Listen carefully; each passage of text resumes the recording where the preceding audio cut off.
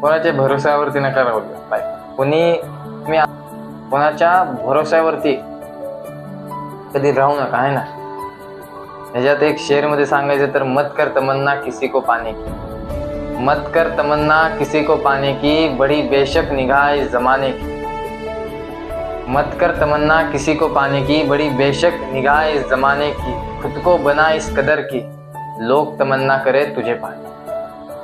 काही द्या माहितीये, तुम्ही गिफ्ट द्या, कॅडबरी द्या, ड्रेस द्या, खेळणार तुमच्या करिअर सोबतच.